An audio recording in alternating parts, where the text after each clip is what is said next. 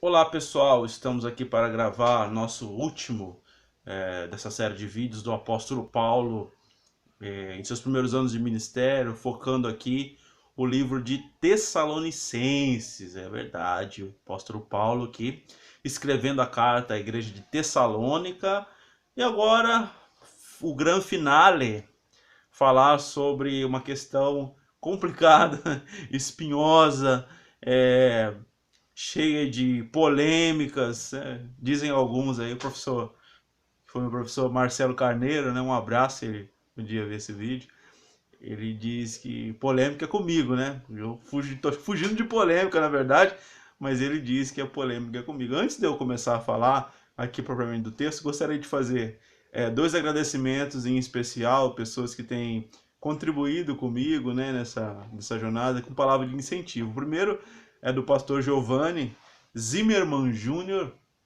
Giovanni Luiz Zimmermann Júnior é um amigo, um parceiro da Igreja Batista Betel, ali em Moarama. Ele é pastor auxiliar, dali da equipe do pastor Valtenir Porto, que é um grande homem de Deus, que tem enriquecido a internet com seus vídeos, né? A gente não pode nem... Tem vídeo dele que tem mais de 1 milhão de acessos aí, uma pessoa que nos inspira, né?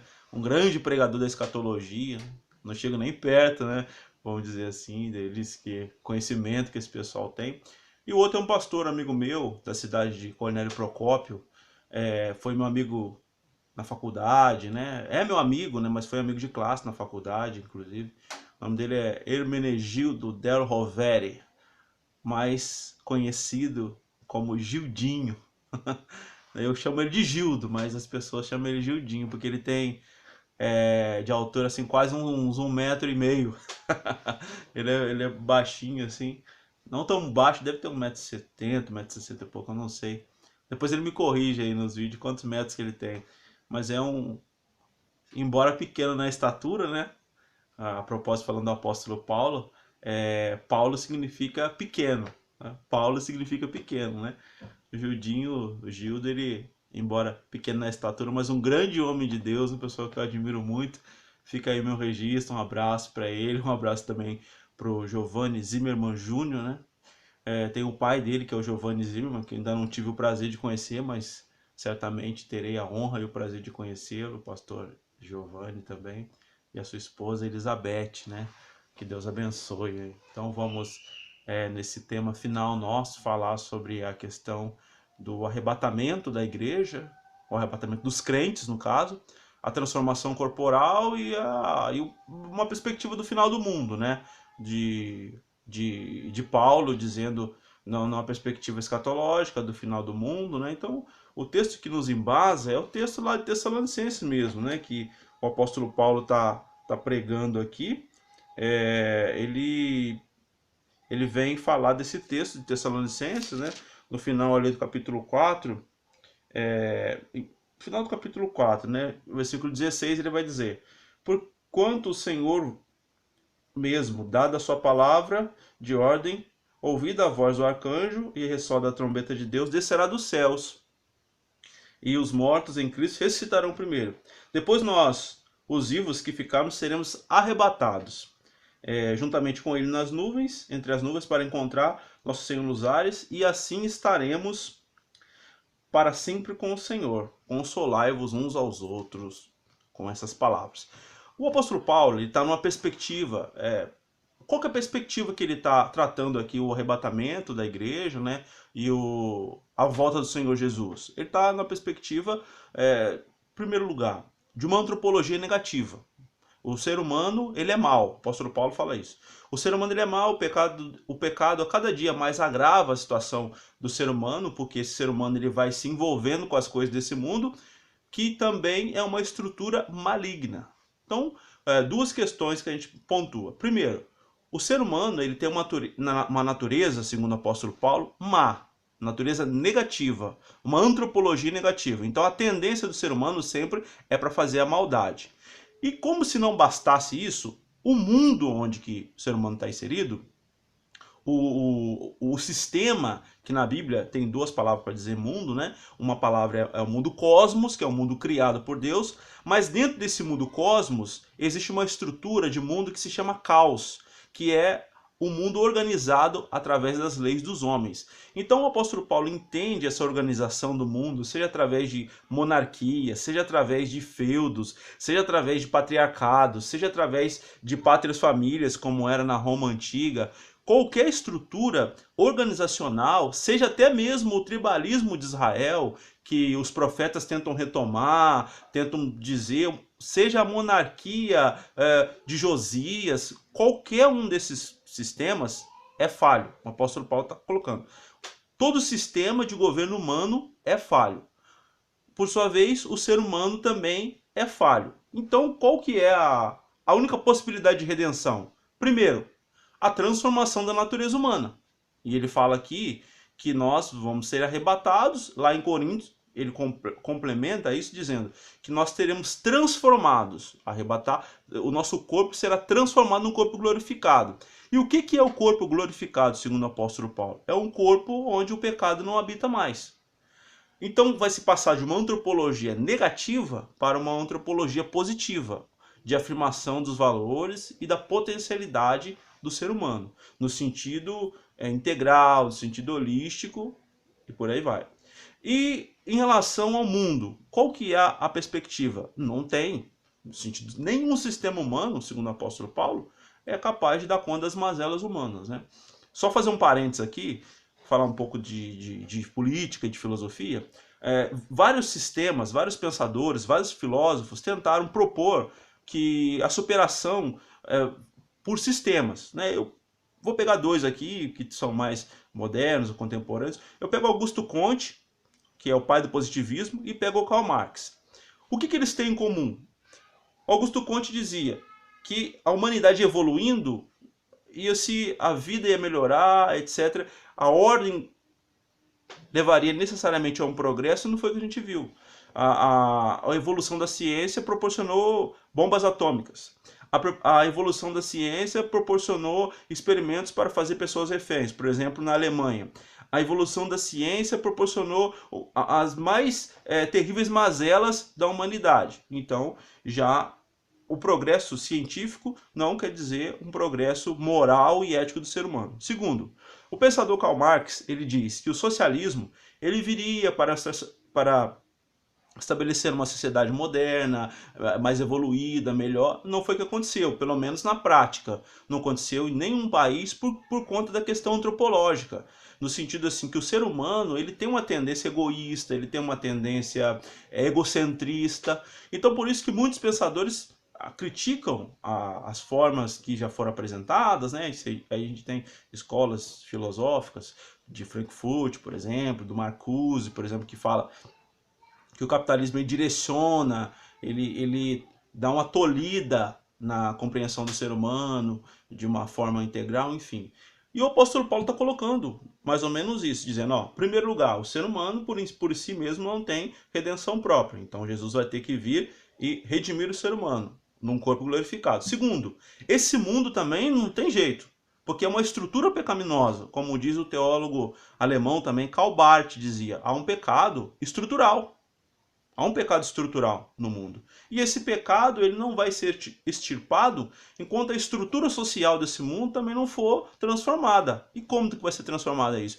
Jesus instaurando um reino messiânico teocrático, que é o reinado de Cristo. Também não vou entrar em discussões, porque aí tem posições que já reina, que vai reinar. É uma questão. Coisas que eu quero pontuar aqui. Primeiro, Jesus voltará para arrebatar a igreja. Se ele vai voltar antes ou depois da tribulação, que fala no Apocalipse, é uma outra história. Aí cada um tem uma posição, tem pessoas que defendem que ele volta antes da tribulação, tem gente que defende que ele volta depois. Eu defendo o que a Bíblia fala. Jesus voltará. Ponto. Segundo, Jesus instaurará um governo perfeito. E julgará as nações com justiça e equidade. É o que está colocado na Bíblia. Então, se isso vai acontecer com os santos já glorificados, se isso acontece antes, ou depois da glorificação dos santos, também é uma questão de perspectiva, de escola teológica ou de leitura bíblica. Mas duas coisas são inexoráveis, né? Que ele voltará, isso aí não tem dúvidas, pelo menos na perspectiva da fé cristã. Ainda que alguns falam, não voltará corporalmente, não voltará glorificado, voltará simbólico na morte de cada um, é uma linha mais liberal, mas não exclui o fato de que ele voltará. Segundo, nessa volta, ou no final, instaurará um governo perfeito. É um outro ponto. E o apóstolo Paulo está nessa perspectiva, dizendo que ele voltará para transformar o caos em ordem, para colocar as coisas no lugar. Aí, pega um gancho de Mateus, Jesus veio resgatar a justiça de Deus. O que é a justiça? Colocando as coisas nos seus devidos lugares. E que transformará o nosso corpo, que é cativo do pecado, na perspectiva cristã, que o pecado que limita, que o pecado que é o nosso grande aguilhão ali, que tal, ele vai vir para vencer isso aí. A escatologia que é pregada pelo apóstolo Paulo é o seguinte: fazendo uma leitura dos tempos, ele nos pede. Vamos fazer uma leitura dos tempos. Olha como é que está a situação. Nesse mundo, do jeito que está, não tem perspectiva, a não ser a perspectiva profética de denunciar o pecado e anunciar a salvação em Cristo, o que ele já fazia e o que nós temos feito. Segundo, ainda que isso aconteça, o mundo não vai ser perfeito, e muito menos nós. Ele fala que nós devemos caminhar rumo à santificação, rumo à glorificação, rumo ao aperfeiçoamento dos santos. Tudo bem. Mas ele sabe que isso, dentro de uma estrutura pecaminosa, também não adianta de muita coisa. Que as estruturas estão todas corrompidas. Então Jesus volta para instaurar um reino de justiça, paz e equidade. E também volta para restaurar a natureza humana à imagem e semelhança de Deus, como está escrito em Gênesis. Essa é a perspectiva de Paulo. Paulo só fala de arrebatamento e transformação em 1 Coríntios, no livro de 1 Coríntios, e em Tessalonicenses. Depois ele não trata desse termo específico, arrebatamento e transformação. Ele não fala isso depois. À medida em que ele vai caminhando, a sua perspectiva teológica, talvez ela vai se aperfeiçoando também. Com isso eu quero dizer o seguinte: não que ele tenha abandonado essa ideia. Não que ele tenha abandonado essa ideia. Mas ele mesmo, olhando o final dos tempos, olhando a perspectiva que Jesus falou em Mateus, ele está entendendo que ainda não é o tempo da volta de Cristo. Eu entendo que ele olha e faz uma autoanálise e diz, ainda não é o tempo. O que ele está querendo estabelecer nessa comunidade é o seguinte, um padrão, um paradigma, dizendo, ó, ele voltará. E aí, a ordem das coisas, ele não se preocupa em fazê-lo nesse primeiro momento. O que ele depois vai fazer na segunda carta, se a gente trabalhar, ele vai chamar a atenção daquele povo que estava só esperando a volta e não queria trabalhar, não queria fazer mais nada. E aí ele vai problematizar, vai dizer, olha, não é assim, gente. Você tem que trabalhar, você tem que fazer as coisas, Jesus vai voltar, mas não é assim. Primeiro tem que se manifestar o homem da iniquidade, o homem pecador. Quem que seria esse homem pecador? Naquele momento, poderia ser 3 pessoas que ele está identificando como líderes políticos. Calígula, Nero e Domiciano. Não sei se ele olha nessa perspectiva e fala, não, nenhum desses 3 incorpora a figura, talvez o que o Apocalipse chama de anticristo, ou se ele deixa de olhar nesse sentido do antropos da iniquidade, ou seja, do homem, e passa a olhar numa forma de sistema, que é uma outra discussão, né? Se o anticristo é uma pessoa ou é um sistema? Se ele se manifesta na forma de personificado, objetivado, na forma de um antropos, ou seja, de um homem ou de um sistema? É uma questão também a se pensar e a se colocar. Então o apóstolo Paulo está preocupado com o quê? Com a instauração de um governo de justiça, paz e equidade e de uma restauração do ser humano à imagem e semelhança de Deus. Essa é a pontuação nossa e esse é o fio que percorre toda a perspectiva cristã, desde a perspectiva simbólica, etc., até a perspectiva mais literal. E aí, há divergências demais de escolas escatológicas, se a escatologia é realizada já, ou seja, se já estamos vivendo nos últimos tempos, se Jesus já está reinando através da igreja, através da pregação do evangelho, através de forma simbólica, não como uma monarquia messiânica teocrática, mas já reinando através da igreja simbolicamente, ou se nós ainda não estamos reinando com Cristo, mas estamos aguardando a vinda dele para que instale a tribulação, ou se nós já vivemos chama-se mini grande tribulação, né? Paradoxo, mini grande tribulação, ou se nós estamos aqui num governo já pré-messiânico. São questões que são divergências teológicas que não tem fim. A verdade é essa, não tem fim. Cada um vai defender o seu ponto de vista até achar que bem entende. Eu sou da seguinte perspectiva, me atenho a algumas colocações de cunho prático e de cunho bíblico e de cunho querigmático, ou seja, de uma mensagem, né? Então eu penso assim e finalizo então esse vídeo dizendo isso para vocês, né? Quem quiser sugestões pode mandar, eu vou colocar meu contato aqui embaixo. Então são esses 4 vídeos que eu gostaria de postar em relação a 1 Tessalonicenses, né? E a questão da vida do apóstolo Paulo. Então depois eu vou falar mais algumas questões sobre a própria personalidade de Paulo, né? Sobre a forma que ele trata com as igrejas, né? A questão da parresia, que é a fala franca, a questão da ironia, que Paulo usa muito nas suas cartas, ele chega a ser irônico em alguns momentos, né? Talvez nas cartas que ele usa isso aí de uma forma mais frequente, como por exemplo Corinto, as cartas de Corinto, de 1º e 2º Coríntios, a gente pode falar melhor sobre isso. Espero que tenha contribuído de alguma forma. Meus vídeos são feitos de câmeras de celular, não tem equipamento profissional, estou aqui mais para ajudar, no sentido de esclarecer algumas coisas para as pessoas que têm me pedido. Segundo, não sou nenhum youtuber, né? Nem tenho pretensão de ser.